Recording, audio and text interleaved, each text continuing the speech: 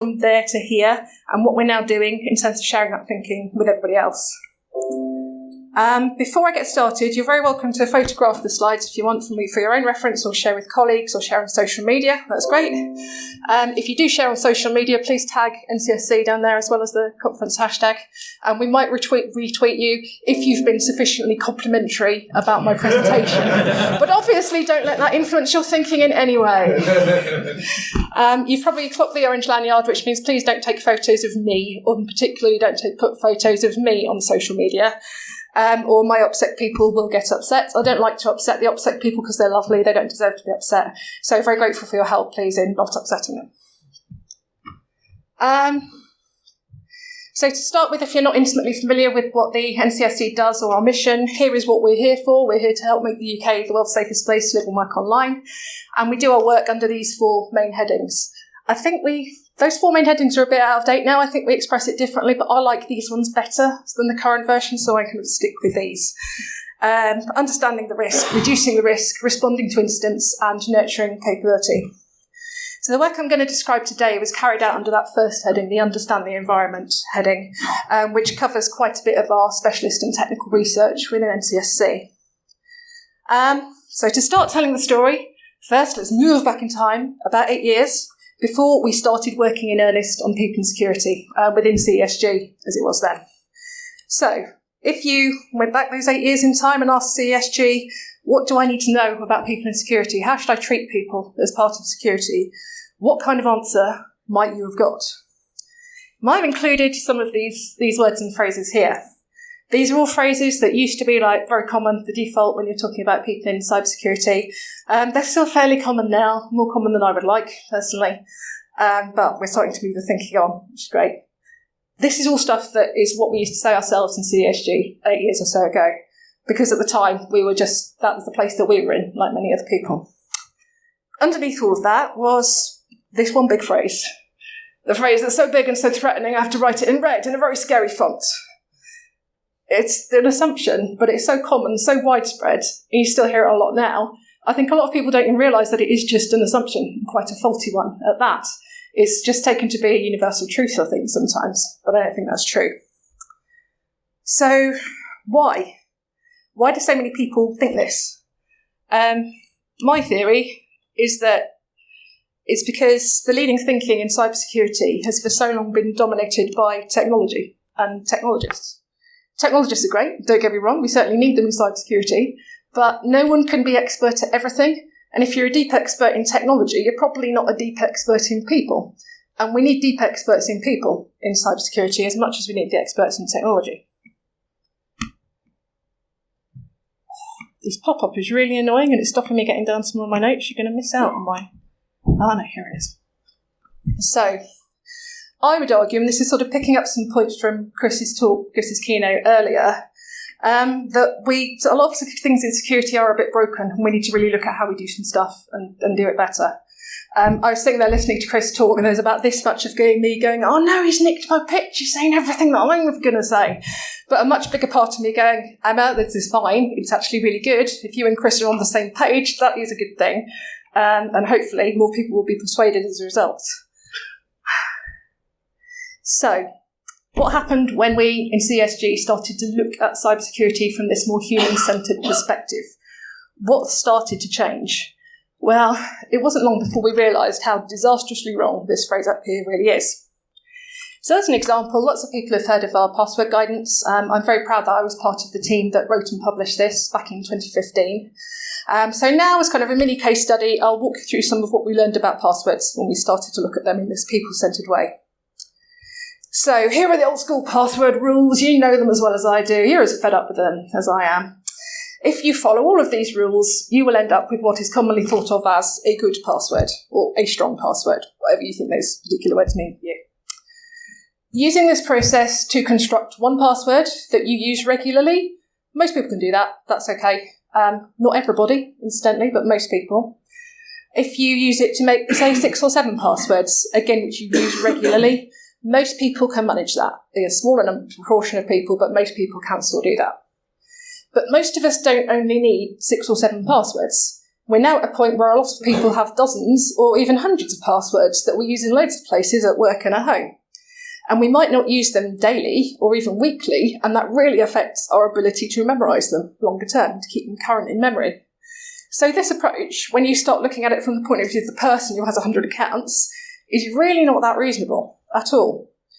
So it's not only the password you have to remember, it's also the username and what account it belongs to. So that's 3 sort of separate pieces of linked information with a lot of data, essentially. So when Cormac Curley, who's much cleverer than me, did the sums, this is what he came up with about sort of the impact on the user of asking them to remember 100 passwords, usernames, accounts with passwords that meet these criteria. It's like memorising pi to 1,361 places. Whenever I say this, I go, I bet nobody in this room could really do that. And then occasionally I give this presentation at GCHQ, and I have to remember not to say that because there's probably at least half a dozen people in the audience who stand up and start reciting numbers. But I think you'll agree most people cannot do this. Just can't. If it weren't hard enough just memorising that number up there, it's not a static one-off memory task. It's not just remembering that number there. It's remembering a number that's constantly changing. Because we're constantly picking up new accounts and dropping old ones. Every so often we forget our passwords, we have to reset them, or we find out they've been in a data breach, so we have to reset them. Or sometimes we are forced to change our passwords periodically for no particular reason, except security. I've looked into this, and there is no particularly good reason to think that rotating passwords regularly makes us any more secure overall. It's just a sort of thing that intuitively makes sense, when you're a fresher password's got to be a password that the attacker's less likely to have, right? So it's got to be better. Only it doesn't actually work that way when you look into the evidence. Nevertheless, this regular password expiry policies is one of the most ridiculously sticky security policies around. It's very, very hard to get people to let go of it. I'm still working on it. It's kind of a grand challenge. So this is where common password policies really start to fall down. And I would argue it's a good sign of where common sort of security education awareness training policies fall down more broadly. Because you're kind of ending up telling people, you've got to memorise all this stuff, right? You can't write it down. That's not allowed. You can't do anything else to make life easier for yourself. You really mustn't reuse passwords between accounts. You mustn't use predictable password generation patterns that someone else will be able to guess. You can't do any of that. And if we catch you doing it, you are in big trouble. How do most people react to that? They tend to start disengaging because they recognise that this is an impossible task. They can't do that. And yet that is what they're being asked to do. And that's a really dangerous point because when people start that disengagement, then it's quite hard to start getting them back again. Even before that, though, I wonder how we got to a place where we're asking people to do something this impossible, routinely. And the answer, I guess, of course, is that no one ever actually actively decided to, because this problem didn't appear all at once. It's grown over the past, a couple of decades, as sort of online services have become more widespread and people have got more and more accounts. This problem just sort of crept up on us. So password use rose and rose all that time, and I think we were a bit slow to realise that the world was changing in that way and that we needed to do something differently. But it's not a complete excuse. I think we've missed a lot of opportunities that we could have taken to spot and remedy these problems over the years. Because if you're asking people to do this impossible password stuff, what tends to happen? What kind of things can you see in your organisation that tells you this isn't working? Oh, I forgot the other dramatic bit. As well as being like memorising pi to 1,361 places, it's like memorising 17 decks of cards all shuffled together. Another way of expressing how completely impossible this is for most people. So, what goes wrong? How do users react to these impossible password policies? Again, it's stuff that you will all recognise. It's stuff we know many people do. It's stuff I do myself, even now, which I think just proves it's not a question of education or motivation or taking security seriously or anything like that. Because I've got all of that, literally what I do for a living. And yet I'm human. And if I need to do some of this stuff to get through the day, then I am going to do it. So, and we all know these things. We know these things happen. So when we spot them, why don't we react more constructively always? Why don't we say, well, hang on a minute, huge numbers of people are breaking our password policy. Maybe that means we need to look at the password policy. We don't tend to do that. Why don't we do that? I think it's because we've already internalised this idea that people are the weakest link in security, no matter what. So when we notice people doing this stuff, the temptation is just, I'll put it down to human weakness. Security is always going to be broken because people just can't do what they need to do. Nothing you can do about that. Just, people going to people, right? And that's a real problem because it stops us looking into the question any further, which might give us a chance of actually coming out with better answers. Also, it kind of fuels the vicious cycle, The password policy stays the same, people keep breaking it, which piles up more and more evidence for the fact that people are the weakest link, and actually it's more that we've been set up to fail at a task that was always impossible for us. So, this is like a pretty bad place to be, really. More importantly, how do we start moving out of this bad place? How do we start doing better? So now I'm going to run through, I think, 7 things that we in the NCSC have learned about people during the course of our research the past 8 years, how these have influenced what we think and what we now say to our customers. First of all, people aren't stupid. This comes with a caveat, right? Mostly people aren't stupid. You do meet the occasional person at work who's like, how are you here? Yeah. By and large, people are not stupid. However, sometimes everybody does things that look a bit daft from the point of view of a security professional. You look at what they've done, how on earth did you make that decision? How did you decide that was the right thing to do? But actually, more often when you dig into it, you try and understand where they are, their perspective, what they know, what assumptions they're making, and what they're trying to achieve. You can kind of see the line. You can see why they thought what they did was a reasonable thing to do. They've thought about what they're doing. They're doing it for reasons that make sense to them. You may still disagree that what they did was the right thing to do, but it's not fair to label it stupid just because it's not what you would do. It's this perspective thing again, Everyone is pretty smart by and large at what they do, but no one can be smart at everything and no one can be an expert on everything. Security people aren't experts on everybody else's jobs in the organisation they work for, any more than all of the people in organisations are ever going to be experts on security, much as you might want them to be. So to understand why and how people do their jobs, we have to talk to them, engage, find out how they see things, so that we can then understand why they're doing what they're doing and what they're trying to achieve. You may be wondering why I think this matters that much. I think it really does matter. It matters because if we start thinking of people as stupid, we start treating them as if they're stupid, and then that sort of alienation process follows. We start thinking things like, if people aren't following the security rules, maybe they're so stupid they don't even know what the security rules are. Well, maybe we'd better tell them the security rules again, and then that will solve all the problems with people not following the security rules. Only incredibly, it doesn't work like that. Most of the time, our research has shown people do know what the security rules are. They probably don't know them all off the top of their head because they tend to be quite long and complicated, but they know the important stuff. They know where to find the rules. They even know who to ask if they aren't sure or they want reassurance. If people aren't following the security rules, it's more likely that that's because these rules don't work for them in some way. So throwing the rules at them again just really doesn't help. It alienates them further. It's a visible demonstration that we don't know who they are. We don't know what's important to them. We don't know how things look from where they're standing. And maybe we don't even care that much about what they're trying to achieve, it appears to them. If we don't care about what they're trying to do, why are they going to care about the security rules that we think are important? Next thing, people want to be secure. This is traditionally the point where everyone sits back and goes, I'm not sure about that one. Not sure about that one. Again, because people sometimes act in a way that make us think that this is what their motivations aren't towards being secure. The thing is, they do care. They just don't always care in the same ways that we care. And the thing about, I said they care, but it's not always that easy to transform that caring into positive action that supports security goals. So research gives us a quite good idea of how much effort people are prepared to put into doing security well. And the answer, most people will put reasonable effort into following security rules that make sense to them, which they're able to follow, critical point, and which support them in achieving their primary goals at work. However, their definition of what is reasonable effort to put into security might differ from ours, and their primary goals usually differ as well. Primary goals as security professionals is to enable the business by securing the business. End users' primary goals is a bit simpler than that. The primary goal is always to get their job done, whatever the job is in the organisation. Being secure, they do still care about it, but it's a secondary goal. It's underneath that primary goal. In an ideal world, the primary goals and secondary goals would be fully aligned, and you could do security in a way that supports you getting your job done.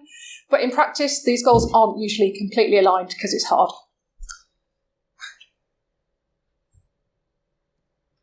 Right, next one, people are busy. Isn't everyone busy? I know I am. Everyone's busy. We often want people to spend more time and effort on security, but most people don't feel they can easily do that. Usually they're pretty fully occupied doing their day jobs.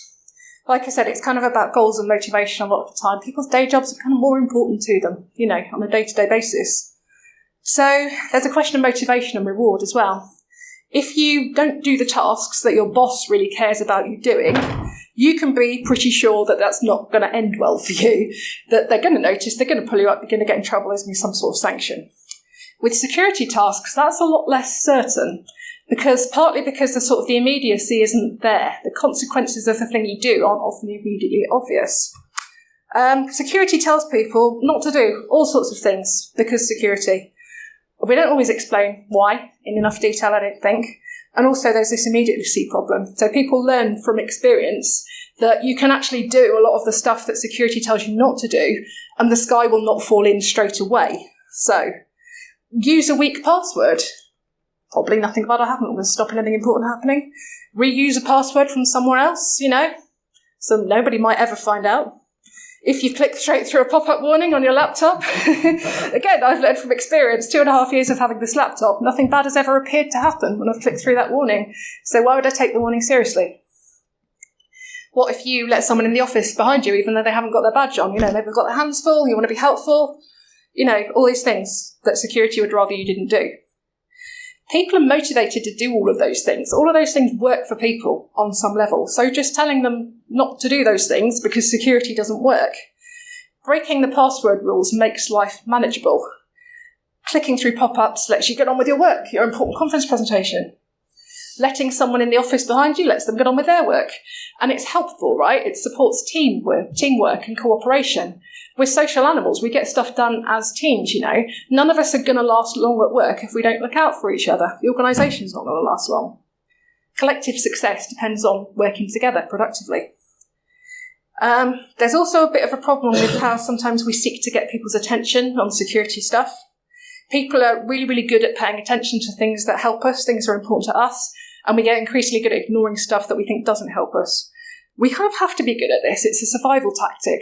We live in a world where we're constantly bombarded with all kinds of information from loads and loads of places. Security is just one of those many things that demand our attention day to day. And from many people's point of view, it just doesn't deliver those commensurate rewards right now. So I think for security to succeed, really, we need to get a bit more picky about what we ask people to do and when we seek to grab their attention, to take them away from those primary tasks. We need to make sure it's really worthwhile. So be a bit pickier about what's really essential and what's nice to have and what would be great, but actually it's going to take someone ages, so is it really, really worth it? If we focus on the smallest possible set of essential stuff, far more likely people will actually find it achievable and actually go on to do it. So this is a lot of sort of stuff in defence of people. You might be thinking, oh no, people can't do anything wrong from this woman's point of view, but let's sort of talk about that a little bit more. People make mistakes. Of course we do. We're all human. We all make mistakes. We get things wrong. We miss stuff. We are driven by our emotions at least as much as we're driven by our intellect. We rely on cognitive biases and heuristics, which, again, they've evolved. They're there for a reason. They're helpful. They help us a lot of the time, but not all of the time. Sometimes they make us get stuff wrong. And it's important to understand that. Look a bit more closely at when people make mistakes and what's actually gone wrong so that we can understand the underlying causes, what's really happened. And if we understand the underlying causes, we're much better placed then to find better answers.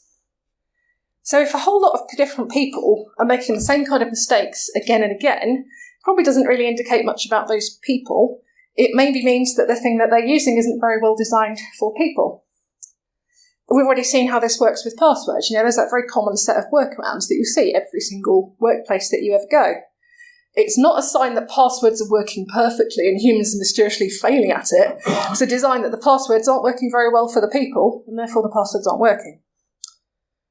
I sometimes think this about organisations who've got really draconian approaches to people who fall for phishing emails, Some places have disciplinary measures for people who click too many bad links. You can even get sacked for clicking too many bad links.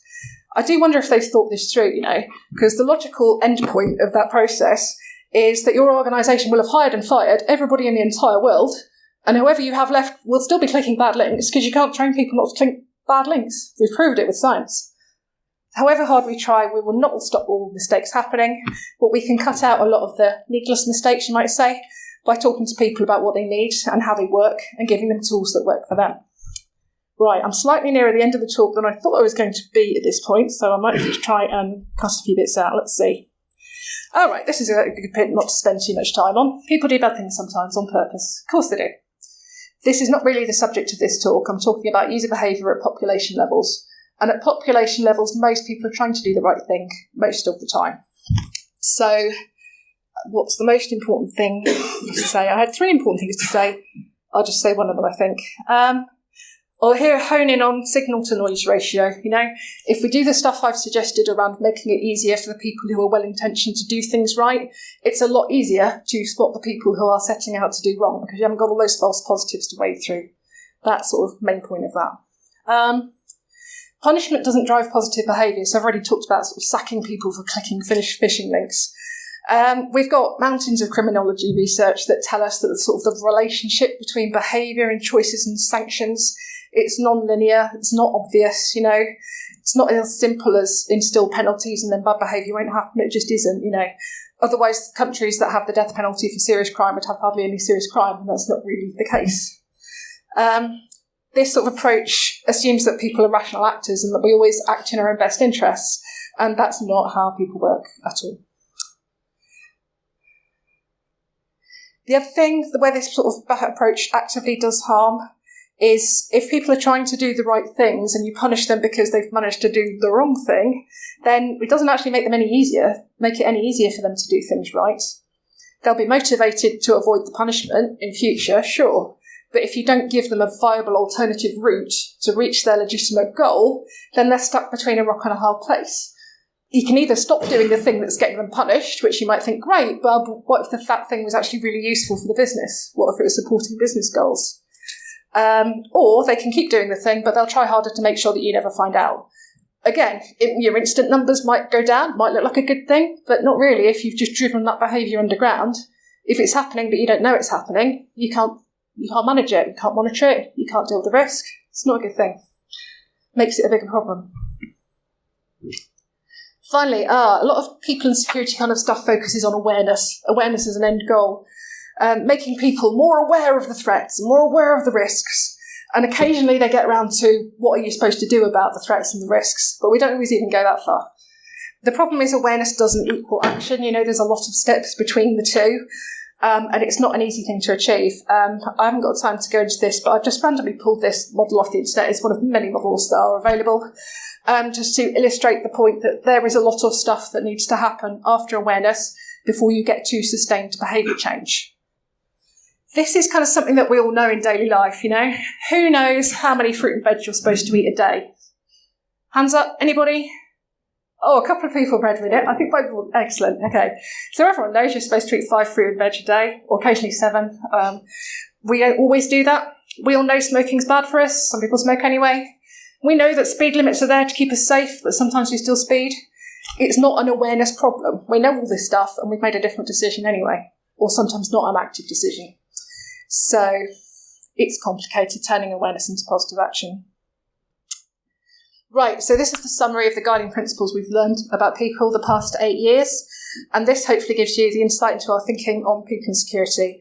So now I have to move on to the, all right, I'm vaguely convinced, but what do I do differently bit, and I've got 5 minutes left. So, awesome. Actually, maybe slightly more than 5 minutes, but I'll try and be punchy. So, the first important thing, and I think I've gone on about it a bit already, listen and learn and understand. Good security isn't achieved by just imposing our own ideas of how security should work in our organisation.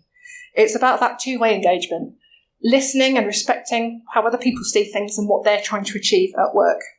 Then helping them to do that in ways that we can live with, ways that may not perhaps be totally ideal from our point of view, but is it good enough? Does it get the job done? Does it allow us to manage risks all right? If so, can we live with it? Okay, let's move on, because there's always more stuff to deal with. We have to recognise that people are the experts on their own jobs, just like we're the experts on security.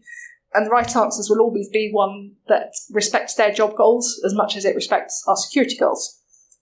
You can engage with people in loads of different ways. I've chucked a few ideas up there because people always want ideas where to start. But really, it doesn't matter what you do, it's how you do it. So, signalling trust and openness. This is one of those sort of softer skills that I don't like to call soft skills because they're actually really hard. Core business skills is a term I prefer. So show people that we're listening. Show them that it's safe to talk to us. Get out there, engage on their terms, build trust, build rapport, do all of that and try and have a productive conversation with them.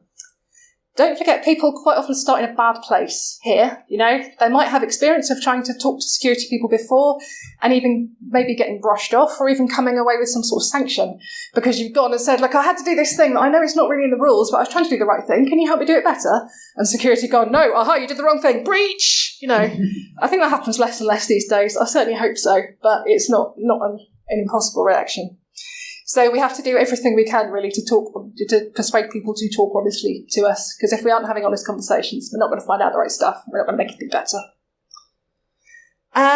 Reflect back. This is a really simple little technique that I learned doing counselling training, actually.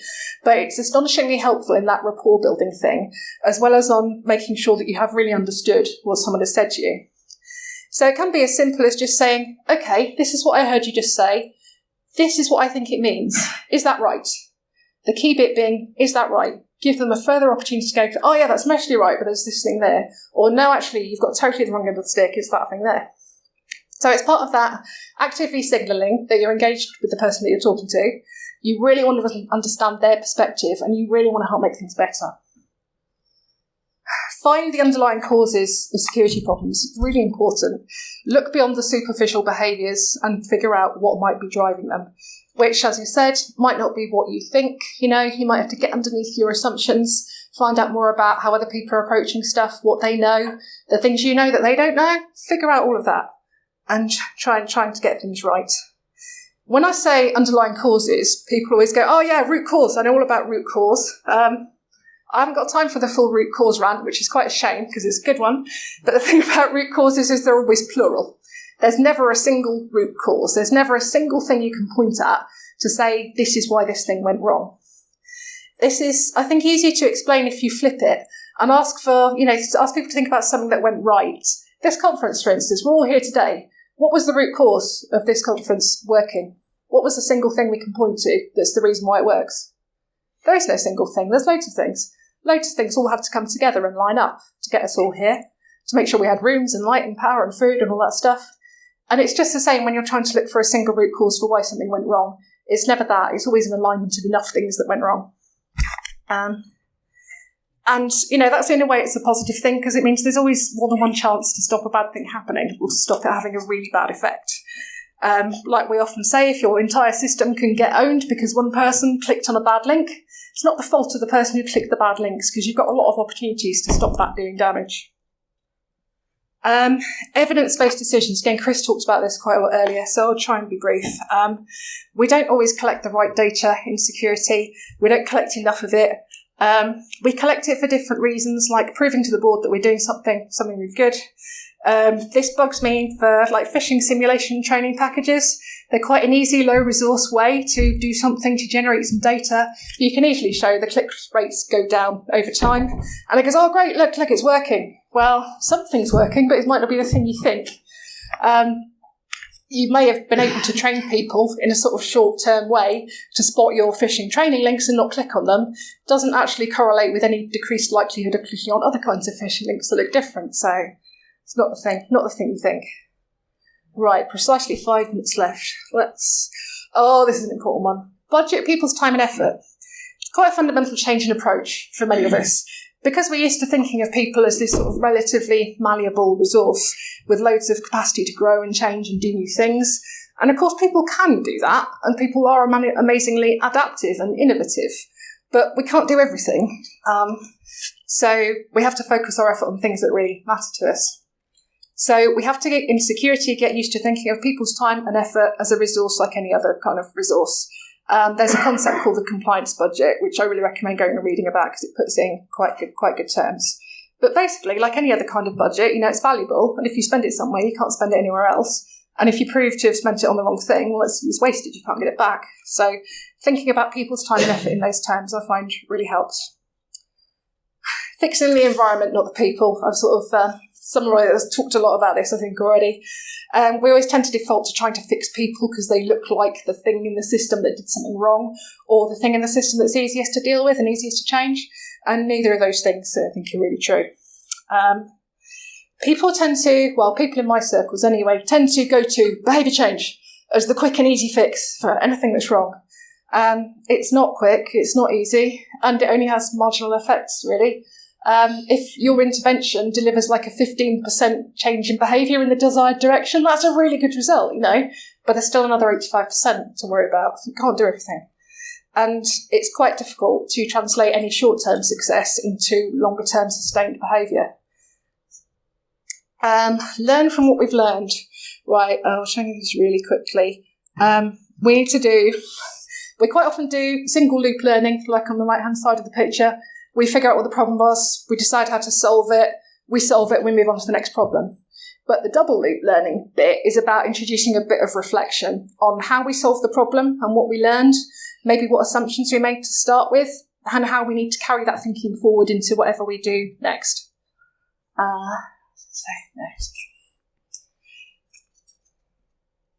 Right, so this is the summary list of things I think we should start doing differently to really help make our people the best assets to security that they can be. In the last couple of years in particular, we're hearing more and more stories of where people are doing this stuff, doing it really well, having great effects. We're trying to collate as many of these as we can to case studies on the NCSC website, because we love to prove success and we love to show real-world implementations of the approaches that we suggest. So it's good. I think it's going in the right direction. We need more of it. I've got a very, very quick list of sort of evidence, some of the major academic sources that I've drawn on today. If you only have time for one, read Users Are Not the Enemy. That's where it all started. It's great. Guidance highlights. This isn't that interesting. This is just like a proof that, we have produced a lot of guidance based on the principles that I've talked about today. And we like to think it is pretty good. You can go and read it on the NCSC website and let us know what you think via the inquiry service, or tweet us or contact us on LinkedIn or anything like that. Right, and that's it. Thank you very much. Have we got time for any questions? Or we don't have time for questions. No. Oh, well, I was perfectly. The speaker mingling, meet with, harassing area. Straight out the door, right. Or if you've got time to park yourself there, and anyone got questions. Au contraire, Emma, thank you very much. Cool, thank you.